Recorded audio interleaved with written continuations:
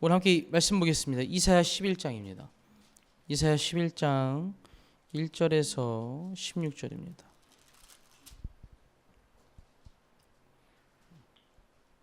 네, 우리 9절만 함께 읽을 텐데요. 9절만 함께 합독하시겠습니다. 시작. 내 거룩한 산 모든 곳에서 해됨도 없고 상함도 없을 것이니 이는 물이 바다를 덮음같이 여호와를 아는 지식이 세상에 충만할 것임이니라. 아멘. 할렐루야. 이사야 11장의 말씀은 참 기쁨의 말씀이기도 하며 동시에 두려움의 말씀이기도 합니다. 왜냐하면은 이사야의 말씀이 무섭습니까? 가볍습니까? 무섭습니다.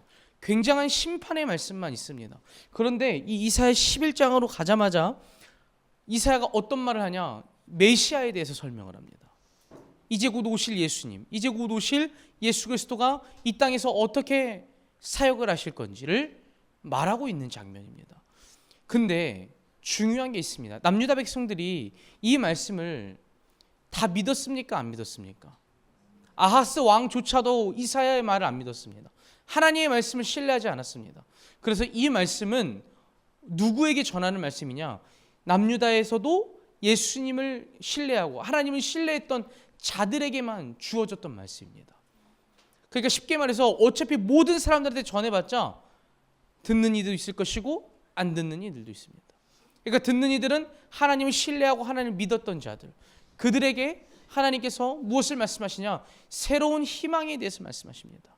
그게 누구예요? 메시아 예수 그리스도입니다. 예수 그리스도.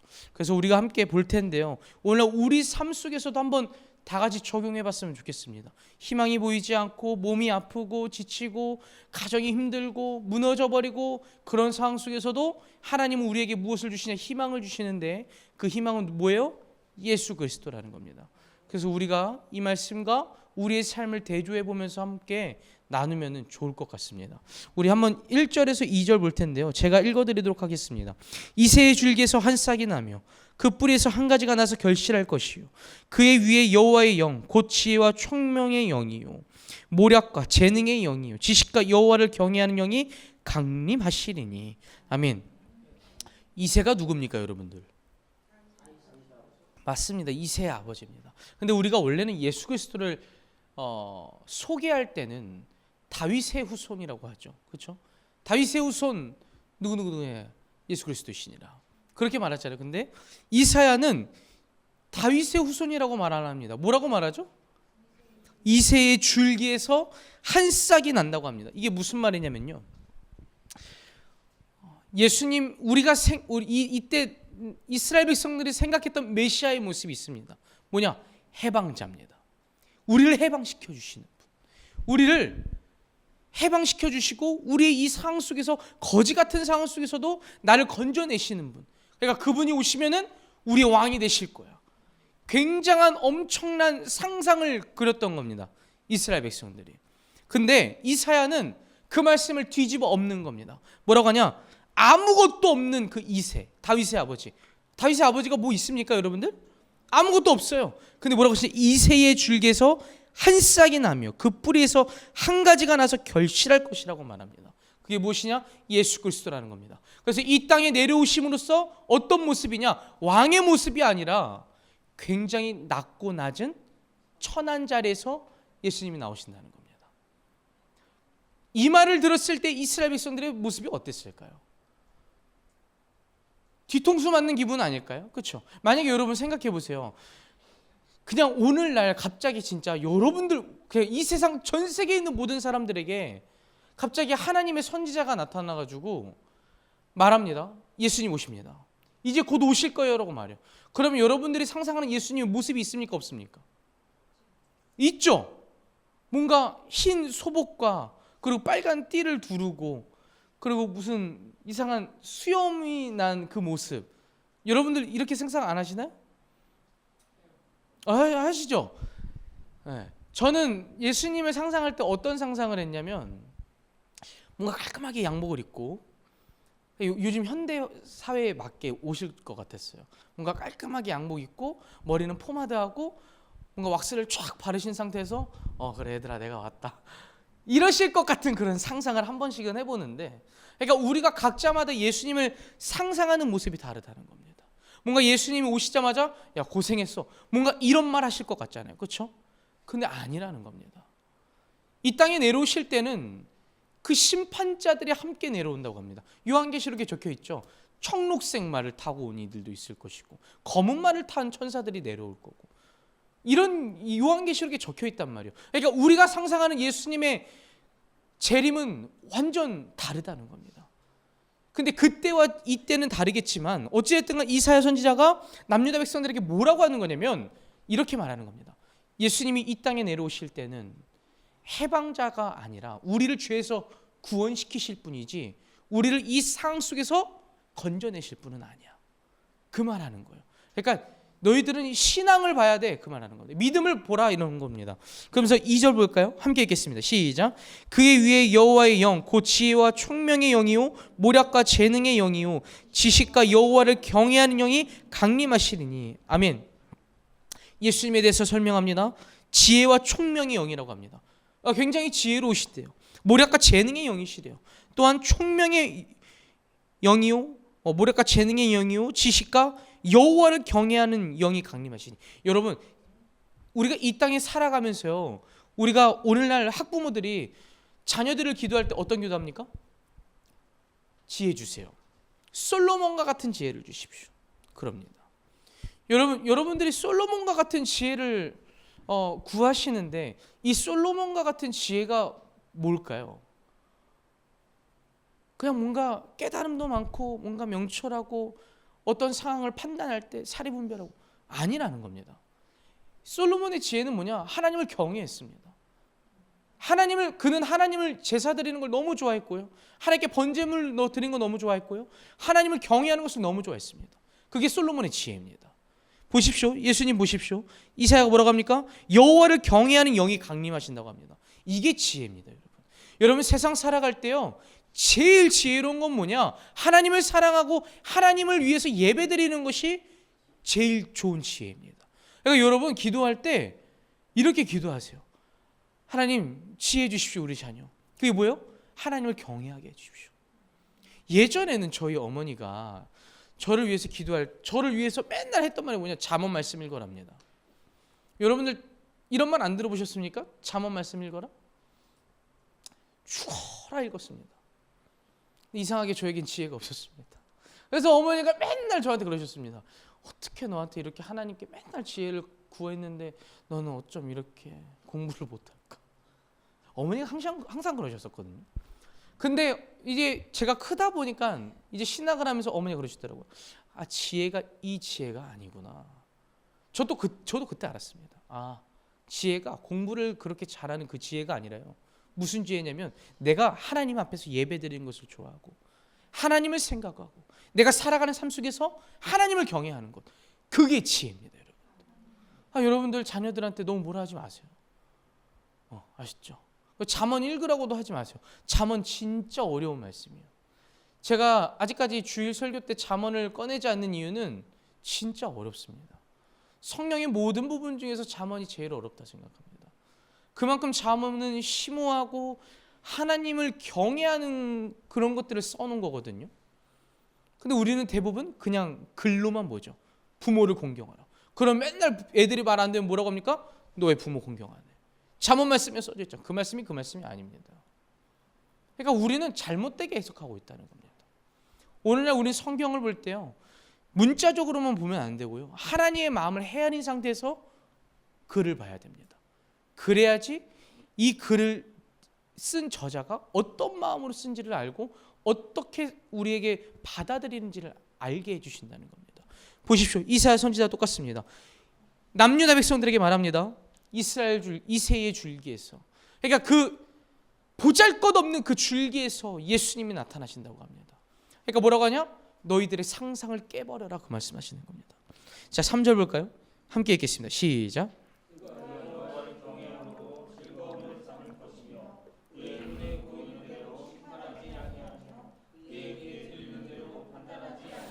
아멘. 이사야가 말합니다. 그가 여호와를 경외함으로 즐거움을 삼을 거라고 합니다. 그러니까 예배 드리는 게 너무 즐거운 거예요. 말씀 듣는 게 너무 좋은 거예요. 그러니까 성경 읽는 것도 너무 좋은 거예요. 예수님 보세요. 예수님 항상 사역이 끝나고 나시잖아요. 그럼 항상 혼자서 산으로 올라가십니다. 그리고 예배 드리십니다. 여러분, 이게 경외하는 겁니다. 여러분들이 하루를 시작할 때, 하루를 마무리할 때 혼자 방에 들어가서 무릎 꿇고 하나님께 기도하는 겁니다. 그게 경외하는 겁니다, 여러분들. 자, 보세요. 그게 즐겁다고 합니다. 두 번째, 그의 눈에 보이는 대로 심판하지 않고 그의 귀에 들리는 대로 판단하지 아니한다고 하십니다. 여러분, 오늘날 우리가 제일 연약한 게 뭡니까? 눈에 보이는 것, 그리고 들리는 것. 눈에 보이는 것과 들리는 것으로 사람을 판단합니다. 여러분, 판단 잘하세요? 못하세요? 잘하시죠? 판단하기가 얼마나 즐거운지 모릅니다. 근데 저도 예전에 그랬었거든요. 예전에는 보이는 대로, 들리는 대로 판단을 했었거든요. 근데 사역을 하다 보니까 하나님께서 이것을 못하게 하실 때가 있더라고요. 지금도 못하게 하시고. 그래서 뭐라고 하시냐? 눈에 보이면서 성도를 판단하는 순간 끝입니다. 들리는 대로 성도를 판단하는 순간 끝입니다. 그 성도의 삶에 들어가 봐야 하는 겁니다. 왜 이렇게 말했고 왜 이렇게 행동을 했는지 들어가 봐야 하는 겁니다. 여러분들도 똑같습니다. 여러분들도 누구를 판단하기 전에 그 사람이 궁금하면 그 사람의 삶에 들어가 보십시오. 그런 분명한 이유가 있다는 겁니다. 자, 보십시오. 4절 볼까요? 공의로 가난한 자를 심판하며 정직으로 세상에 겸손한 자를 판단할 것이고 그의 입에 막대기로 세상을 치며 그의 입술의 기운으로 악인을 죽일 것이며 공의로 그의 허리띠를 삼으며 성실로 그의 몸의 띠를 삼으리라. 아멘. 예수님은 이러신 분이래요. 공의로 심판하신대요. 정확한 잣대로 심판하신대요. 말씀으로 심판하신다고 합니다. 그리고 공의로 그의 허리띠로 삼으며 성실로 그의 몸의 띠를 삼으리라. 그러니까 치우치지 아니하신다는 겁니다. 그러니까 분명한 잣대로, 분명한 판단으로 하나님께서 심판하실 거라고 하는 겁니다. 여러분 보십시오. 오늘날 우리 보십시오. 만약에 이렇게 예배를 드리는데 갑자기 연기가 가득해집니다. 근데 갑자기 어느 순간 반석교회 성도들아라고 하면 우리가 어떻게 했습니까? 벌벌 떨겠죠. 이제 갑자기 그때 하나님께서 이제 내가 왔으니 심판할 거야. 그럼 우리 어떻게 할까요? 여러분, 저 문 열고 도망치실래요? 그렇죠. 엎드리겠죠. 무서워서 엎드리겠죠. 그리고 하나님의 심판대에 섰을 때 오늘날 여러분들의 모습을 좀 상상하면서 심판대에 서보게 하십시오. 하나님께서 기쁘게 한 삶인지 아니면은 하나님께서 안타까워하게 한 삶인지 그걸 좀 체크해 보면 좋을 것 같습니다. 심판이라는 것은 여러분 이중성을 가지고 있습니다. 첫 번째, 예수를 잘 믿은 사람은 너무나도 그 심판의 자리가 희노애락, 기쁨이 될 것이고 예수를 잘 믿지 못하고 하나님을 싫어했던 자들은 그 심판의 자리가 불공평하고 두려움의 자리가 될 겁니다. 여러분, 우리에게는 기쁨의 자리가 돼야 됩니다. 그러니까 분명히 그 자리에 있으면 모두가 벌벌 떨 겁니다. 아무리 잘 살아서도 벌벌 떨 겁니다. 그래도 우리는 기쁨의 자리가 돼야 됩니다.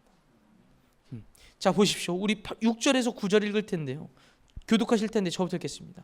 그때 이리가 어린 양과 함께 살며 표범이 어린 염소와 함께 누우며 송아지와 어린 사자와 살찐 짐승이 함께 있어 어린아이에게 끌리며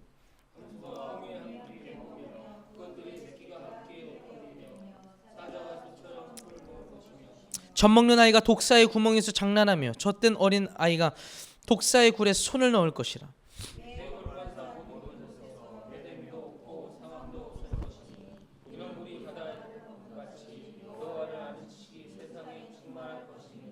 아멘. 6절을 보니까요. 그때의 일이라고 나옵니다. 일이가 뭐냐면요. 늑대입니다. 여러분, 늑대 크기 아시나요? 늑대 크기? 늑대가요 엄청 커요, 여러분들. 늑대가 그냥 이렇게만 네 발로 서 있을 때는 그냥 그렇지 두 발로 쓰잖아요. 2m가 넘어요. 그러니까 엄청 큰 거예요. 근데 그 이리가요 어린 양과 함께 산대요. 말이 됩니까? 안 됩니까? 안 되죠. 표범이 어린 염소와 함께 눕는데요. 송아지와 어린 사자와 살찐 짐승이 함께 있어 어린 아이에게 끌린다고 합니다. 근데 보세요. 7절 볼까요? 암소와 곰이 함께 먹는데요. 그것들의 새끼가 함께 엎드리며 사자가 소처럼 풀을 뜯어먹을 것이고 젖먹는 아이가 독사의 구멍에서 장난하고 젖된 어린아이가 독사의 굴에 손을 넣을 것이라. 내 거룩한 산 모든 곳에서 해됨도 없고 상함도 없을 것이니 이는 물이 바다를 덮음같이 여호와를 아는 지식이 세상에 충만할 것임이니라. 아멘. 무슨 말이냐? 하나님의 나라를 회복시키시겠다는 꿈입니다. 그러니까 여러분 보세요. 지금 남유다가 전쟁을 이제 해야 되잖아요. 그렇죠? 자, 다시 한번 문제를 내볼까요? 북이스라엘은 어느 나라와 손을 잡았나요? 북이스라엘과 아람이 손잡았고 북이스라엘과 아람과 손을 잡아서 이스라엘을 치려요. 남유다를 치려요. 그래서 그 남유다가 누구랑 손잡아요? 아수르랑 손을 잡아요. 그래서 하나님의 말씀을 안 들어요. 근데 이 전쟁을 하려고 하는 상황에 하나님께서 이사야 선지자를 통해서 말씀하십니다. 에덴 동산이 회복될 거야. 그러면 남유다 백성들은요, 이사야가 저 멀리서 걸어올 때 어떤 생각하겠어요? 저 미친놈 또 오네. 와서 또 무슨 얘기를 하려고. 또 말도 안 되는 소리 하겠지. 지금 우리 상황과 말도 안 되는 말을 하잖아 라는 말을 하지 않았을까요? 그렇죠? 분명히 말도 안 되는 소리를 한다고 했을 겁니다. 그런데 이사야는 어떻게 가요? 담대하게 가는 겁니다. 하나님 말씀 전하려고 담대하게 갑니다. 왜냐? 하나님이 자신의 주인공이기 때문에. 이사야의 삶에. 여러분, 우리가 노방전도 하죠. 노방전도 처음 할 때 예수님 믿으세요. 주보를 전달하는 게 쉬워요, 어려워요? 어려워요. 우리가 처음엔 대부분 어려워요. 근데 하면서 뭔가 용기를 얻어요. 근데 여러분 보세요. 처음 시작할 때 부끄러운 것보다도 처음부터 용기를 가지고서 하나님이 내 아버지니까 이 사랑 당신도 알았으면 좋겠다고 전달할 때 하나님의 마음이 어떨까요? 하나님 너무 기쁘시지 않을까요? 처음에 우물쭈물해. 네, 예수님 믿으세요. 이렇게 하면은 하나님 자기 자신도 제가 하나님의 기분이 별로 그렇게 썩 좋지는 않을 것 같아요. 왜냐하면 하나님도 우리에게 그만큼 사랑을 보이셨고 우리를 그만큼 책임지시는데 우리가 하나님이라는 단어를 누군가에게 전달할 때 부끄러워한다? 하나님도 여러분들을 부끄러워하시지 않는데 왜 우리가 하나님을 부끄러워하냐 이 말입니다. 우리가 중심을 잘 잡아야 됩니다. 이사야 보십시오. 사람들에게요 미친 사람 취급당했습니다. 여러분 보세요. 선지자는요 말씀을 전달할 때 굉장히 이상한 방식으로 전달을 해요. 성경을 보면은. 그러니까 어떤 이들은 옷을 벗고서 막 이렇게 하는 경우도 있고, 그러니까 여러 가지 방식으로 한단 말이죠. 근데 이들은 부끄러워하지 않아요. 하나님이 그렇게 하라고 했으니까. 여러분 보세요. 오늘날 우리도요 하나님을 부끄러워해서는 안 됩니다. 누군가에게 하나님을 전달할 때는요 자신감을 가져야 됩니다. 세상에서요 여러분 하나님이 없는 삶은 불쌍한 삶입니다.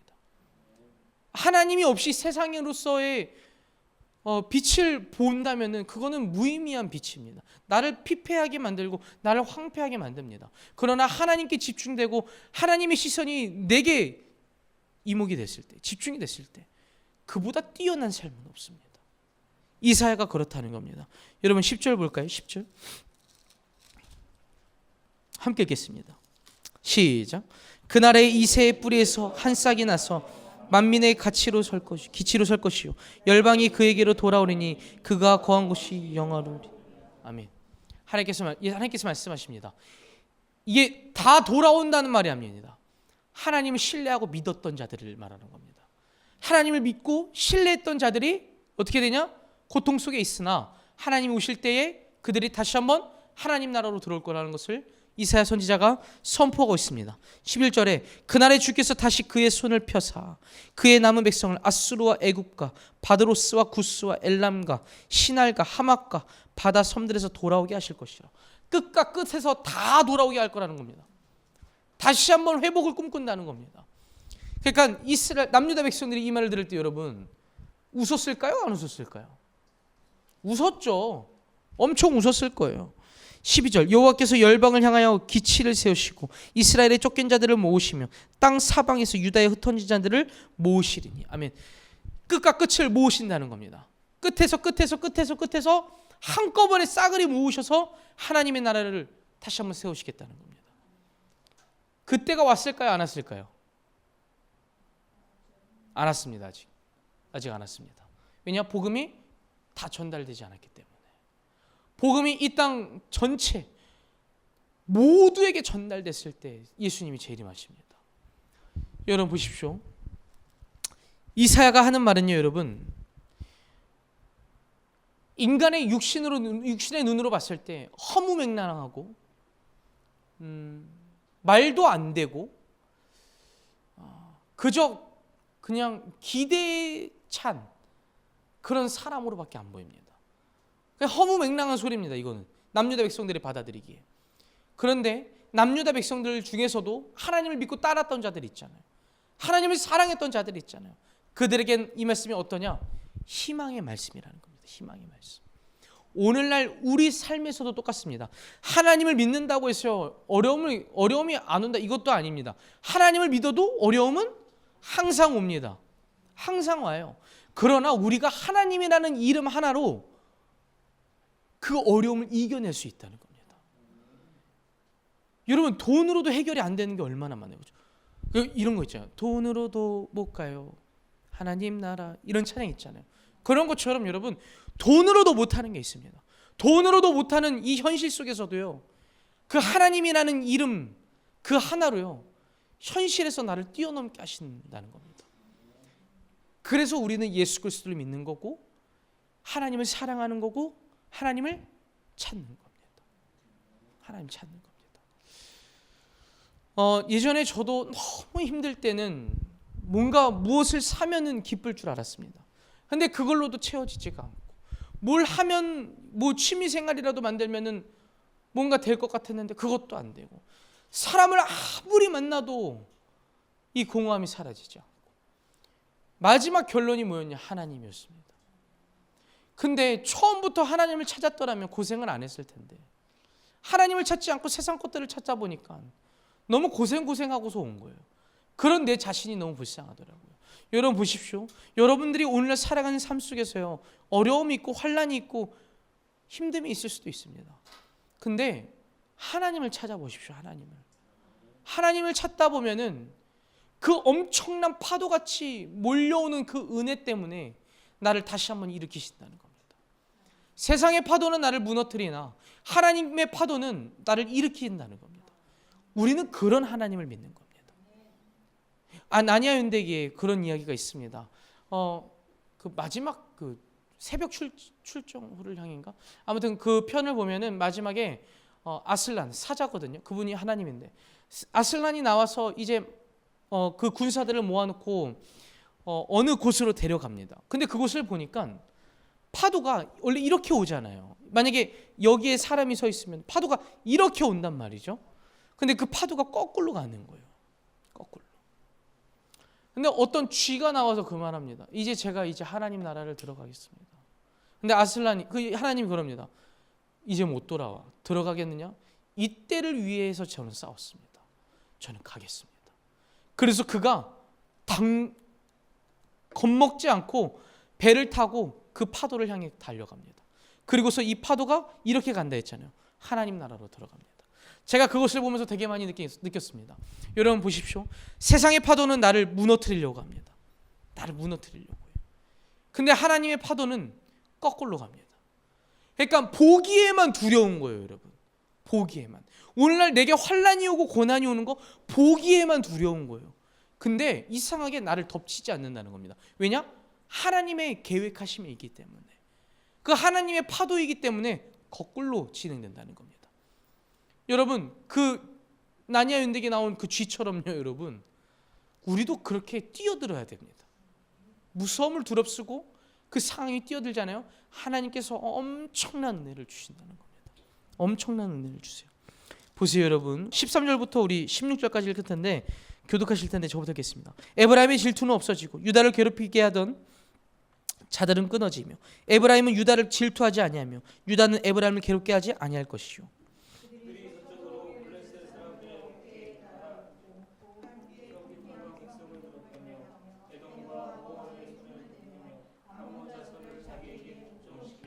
여호와께서 애굽 해만을 말리시고 그의 손을 유브라데 하수 위에 흔들어 뜨거운 바람을 일으켜 그 하수를 쳐 7갈래로 나누어 신을 신고 건너가게 하실 것이라.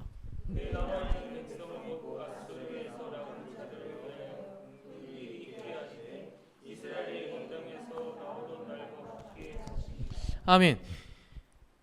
기가 막히죠. 애굽에서 모세가 겪었던 그 하나님의 기적 다시 한번 겪게 될 거라고 말합니다. 이제는 북이스라엘과 남유가 싸우지 않는다고 합니다. 하나님께서 뜨거운 바람을 일으키시고 그 하수를 쳐 7갈래로 나누어 신을 신고 건너가게 하실 것이라. 그의 남아있는 백성 곧 아술에서 남은 자들을 위하여 큰 길이 있게 하시되 이스라엘이 애굽 땅에서 나오던 날과 같게 하시리라. 아멘. 여러분, 오늘날 우리도 이러한 은혜를 받길 원합니다. 오늘날 여러분들의 삶에 어려움과 지침과 고난들이 있을 수 있습니다. 근데 여러분 보십시오. 하나님은요, 그 상황 속에서 하나님은 여러분들이 하나님을 믿고 하나님이 딱 등판하셔서 해결하기를 원하십니다. 하나님은 그런 하나님입니다. 저 멀리 서가지고 여러분들이 힘들든 말든 쟤는 힘들구나 이렇게 찌질한 하나님이 아니라는 겁니다. 하나님은 여러분들을 살리고 입히시고 먹이시는 하나님. 하나님은 그런 하나님을 여러분들에게 선보이고 싶어 하십니다. 여러분, 말씀을 정리합니다. 이 11장의 말씀은 굉장히 기쁨의 말씀이기도 하지만 굉장히 두려움의 말씀이기도 합니다. 하나님을 믿고 신뢰했던 자들에게만 들리는 말씀입니다. 전 여러분들이 이 말씀을 꼭 들리셨으면 좋겠습니다. 그리고 살아가실 때 11장 1절에서부터 9절 묵상하십시오. 1절부터 9절 묵상하시고요. 그리고 10절에서 16절 너무 힘들 때, 고난이 내게 닥칠 때 읽으십시오. 하나님께서 나를 구원하시겠다는 그 말씀 믿고 나아가시면 됩니다. 하나님 오늘도 여러분들을 사랑하시고 여러분들을 귀히 쓰고 싶어 하시고 여러분들을 높여 쓰기를 원하십니다. 그런 귀한 자녀들이 되시기를 주님의 이름으로 축원합니다. 기도하겠습니다.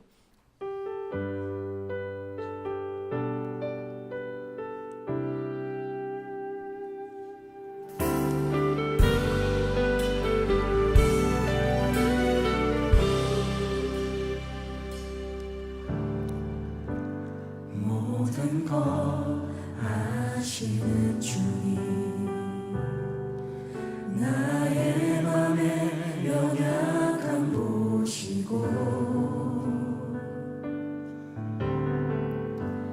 부족한 그 모습대로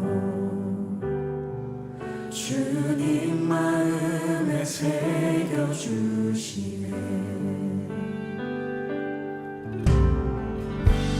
주님께 도로한 마음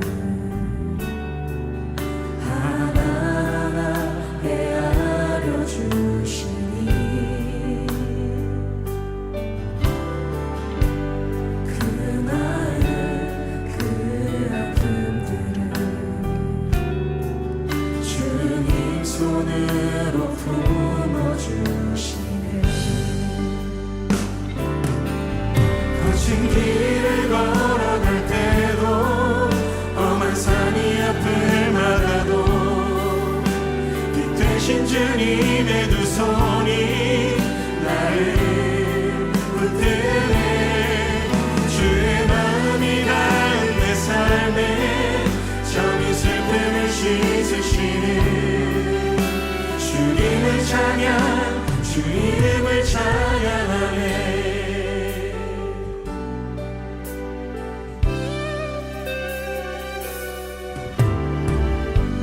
주님께 도로한 마음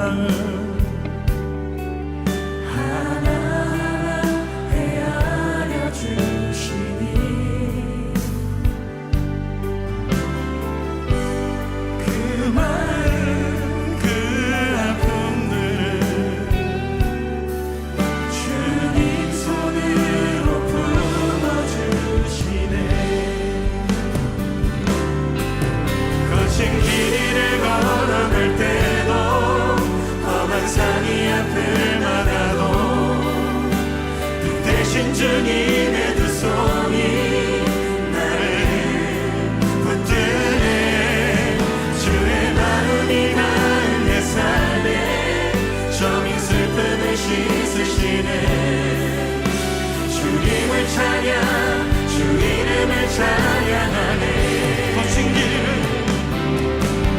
거친 길을 걸어갈 때도 험한 산이 앞을 막아도 뒤뜨신 주님의 두 손이 나를 이끄네 주의 마음이 닿은 내 삶에 점이 슬픔을 씻으시네 주님을 찬양 주 이름을 찬양하네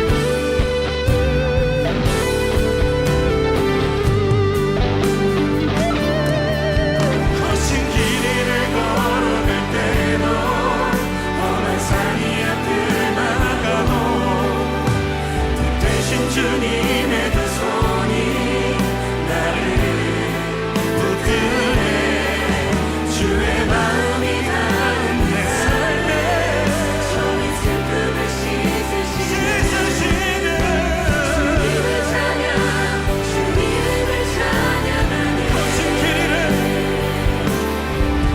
거친 길을 걸어갈 때도 험한 산이 앞을 막아도 대신 주님의 두 손이 붙드네 주의 마음이 닿은 내 삶에 점이 슬픔을 씻으시네 주님을 찬양 주 이름을 찬양하네 거친 길을 걸어갈 때도 험한 산이 앞을 막아도 이 대신 주님의 두 손이 나를 붙드네 주의 마음이 닿은 내 삶에 점이 슬픔을 씻으시네 주님을 찬양